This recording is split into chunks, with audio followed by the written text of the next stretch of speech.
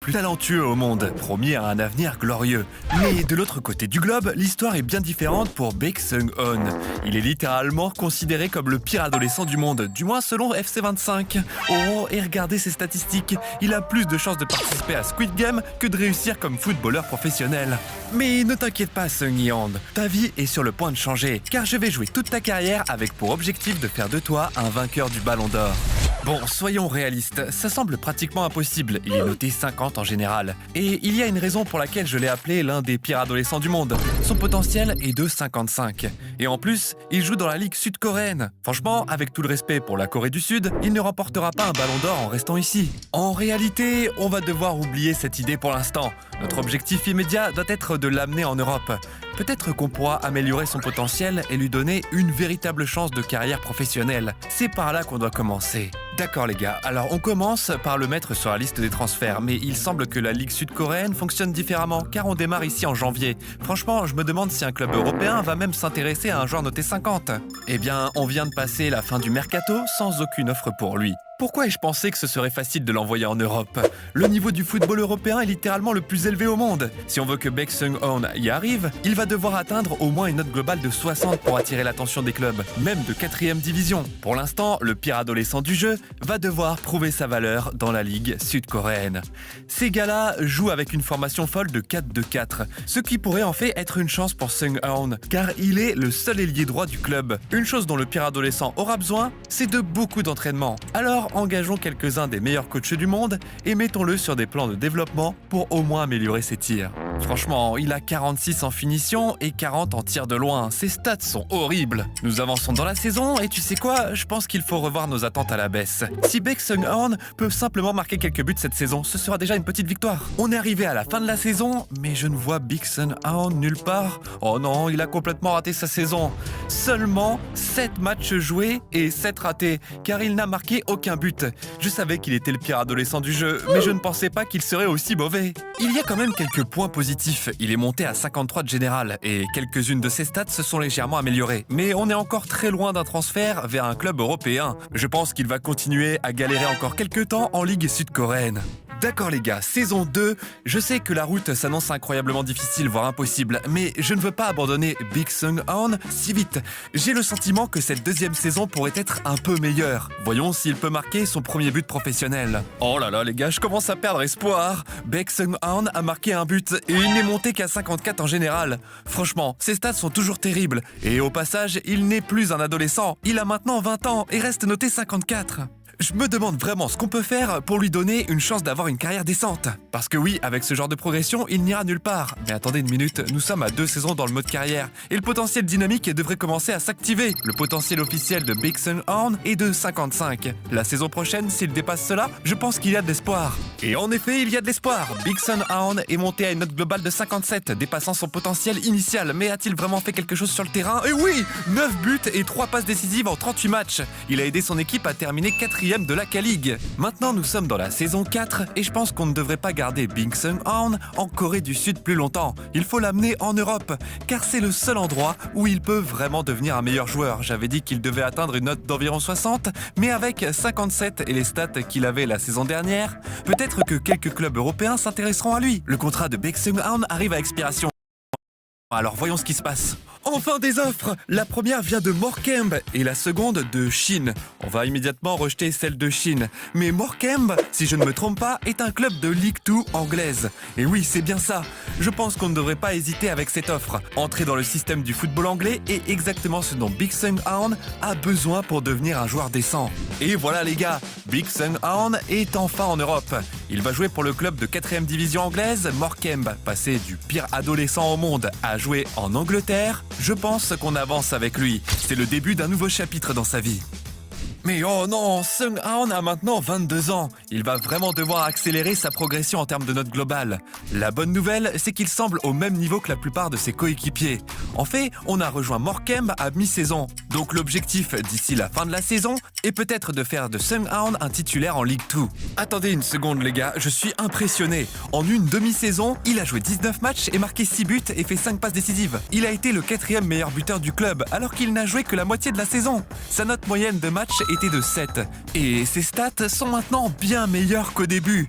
Nous voilà dans la saison 5 de la carrière de Seung-Hoon. Une chose est sûre, il est maintenant un titulaire indiscutable ici. Et jouer à Morecambe en League 2 est probablement la meilleure manière pour lui de continuer à progresser. Je pense que le potentiel dynamique a complètement commencé à fonctionner pour lui. J'attends une progression solide pour sa première saison complète à Morecambe.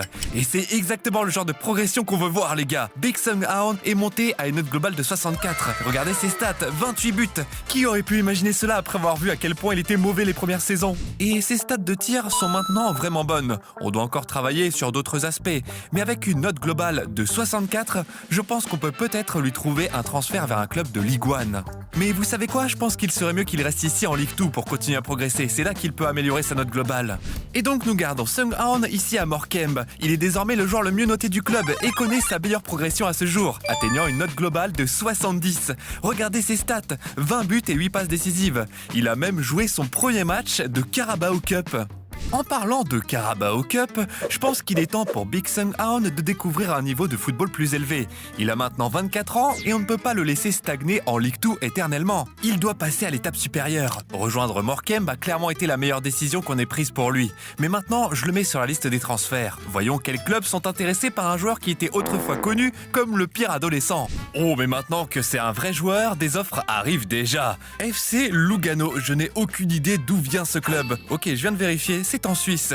Non mec, ce n'est pas comme ça qu'on va augmenter sa note globale. On doit commencer à chercher peut-être un club de championship ou des ligues de deuxième division de grands pays. Oh, c'est intéressant les gars. Saragosse qui joue en Espagne pourrait être le prochain tremplin dont Seung-Hoon a besoin. Et regardez aussi la valeur de cette offre de transfert. C'est presque 10 fois plus que ce que Morecambe l'a payé. Je pense que c'est la bonne option les gars. On envoie le grand Seung-Hoon au Real Saragosse pour jouer en Segunda Division. Avec une note de 70, je pense qu'il peut s'en sortir dans cette ligue. Passer d'une note de 50 à 18 ans, à 70 à 24 ans, c'est impressionnant. Je commence à penser que le ballon d'or n'est peut-être pas si irréaliste. Mais ouais, on devrait encore oublier ça pour l'instant et peut-être se concentrer sur faire de Seung-Hoon le meilleur joueur du Real Saragosse, ce qui va être difficile parce qu'il a de bons coéquipiers ici. Oh mais ce n'est pas bon, Seung-Hoon a de la concurrence ici. Ce gars Araguès a une meilleure note globale. Mais à la fin de la saison, il semble que Seung-Hoon soit devenu titulaire. C'est sa première saison en jouant en Espagne en deuxième division, 14 buts en 44 matchs. Ce n'est vraiment pas mal du tout. En plus, il est monté à une note globale de 74. Oh mec, ses stats commencent vraiment à être bonnes. Finition à 83, positionnement offensif à 81. Si on améliore un peu ses stats de passe, Seung-Hoon pourrait bientôt atteindre la barre des 80 de note globale. À ce moment-là, je pense qu'il serait temps d'envisager un transfert parce que oui, c'est naturellement la prochaine étape pour lui. Et il doit y arriver rapidement parce qu'il a déjà 25 ans et peut encore progresser pendant environ 5 ans pour améliorer sa note globale. Je vais définitivement le garder ici à Saragosse pour une autre saison. Et pendant qu'on simule, je me demande serait-il possible de donner à Seung-Hoon une saison assez bonne pour peut-être obtenir une carte héros ou même icône.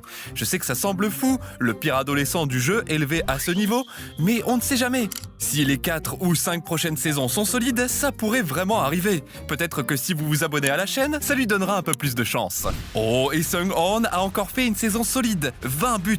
Regardez ça les gars, il a été le 6e meilleur buteur de la Segunda Division. Mais il est monté à une note globale de 77 cette saison. Je ne pense pas que ce soit encore le bon moment pour le transférer dans un club de première division. Il doit au moins atteindre une note globale de 80. Et ça a payé les gars, une autre saison en Segunda Division et Seung-Hoon est maintenant à une note globale de 81. Oh, il est passé si près de gagner le soulier d'or cette fois. Mais vous savez quoi les gars? À l'âge de 27 ans, avec une note de 81, je pense que Seung-Hoon est enfin prêt à jouer dans un club de première division. Je le mets donc sur la liste des transferts. On doit être vraiment prudent en choisissant le prochain club de Seung-Hoon. Il ne lui reste que 4 ou 5 ans pour continuer à progresser. Il faut maximiser tout son potentiel. Oh oui, voilà une grosse offre, 44 millions d'euros. Vous plaisantez, de Hambourg. Et vous savez quoi? Je suis tenté de jouer en Bundesliga. Attendez, non, Hambourg est en Bundesliga 2. Je regarde leur équipe et pour un club de deuxième division, ils ont quelques joueurs bien notés. Mais est-ce que ce ne serait pas un transfert latéral? Parce qu'ils jouent déjà dans un club de deuxième division. Mais vous savez quoi? Aider Hambourg à monter en Bundesliga, ça pourrait encore plus booster le potentiel de Seung-Hoon. Enfin, je veux dire, regardez combien paye Hambourg. Ils ont sûrement un plan. C'est vraiment controversé les gars, envoyer Sung Han dans un club de seconde division encore. Regardez juste le parcours que nous avons tracé pour Sung Han. Il a commencé par jouer 3 ans en Corée du Sud, puis a été transféré à Morecambe. De là, il est allé au Real Saragosse et maintenant à Hambourg. Cela fait presque 9 ans et il n'est toujours pas devenu un footballeur de première division. Et je dois avouer que pour la première fois, il joue pour une équipe avec vraiment des bons joueurs. Sung Han peut vraiment performer cette saison et il pourrait devenir clairement un joueur de première division.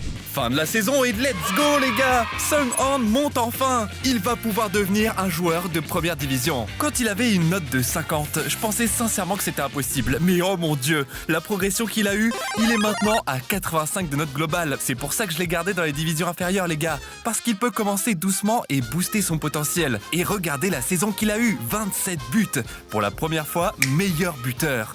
Et maintenant que Sung Han est enfin à 85 de global, je pense qu'on peut peut-être commencer à rêver du ballon d'or. C'était l'objectif dès le début. Ça semblait fou à l'époque, mais si on fait les bons choix de transfert maintenant et qu'on aide Sung Han à gagner des grands trophées, je pense que c'est possible. Au fait, je viens de réaliser que Sung Han n'est pas loin de devenir le joueur sud-coréen le mieux noté de tous les temps. Oui, il est en compétition avec Heung-min Son, et je pense que son pic de note était de 88. Donc peut-être que ce transfert pourrait l'aider à battre ses records. Oui les gars, il est temps de le mettre sur la liste des transferts. Je ne pense pas qu'il soit utile de rester à Hambourg même s'ils ont été promus. Il est temps de trouver un club où il peut gagner des trophées parce qu'il a maintenant une note de 85. Et mec, les offres arrivent déjà. Une grosse offre d'Atalanta. Mais je vais devoir dire non. Il nous faut un plus grand club. N'oubliez pas les gars, il a 28 ans. On ne peut pas se permettre de rater ce transfert. Oh, voici une offre d'Arsenal, 110 millions. C'est dingue. Vous savez quoi? Je vais garder cette offre en suspens parce que je veux voir quels autres clubs sont intéressés. Parce que si un Real Madrid venait à faire une offre, ce serait fou. Attendez, Manchester City, vous plaisantez?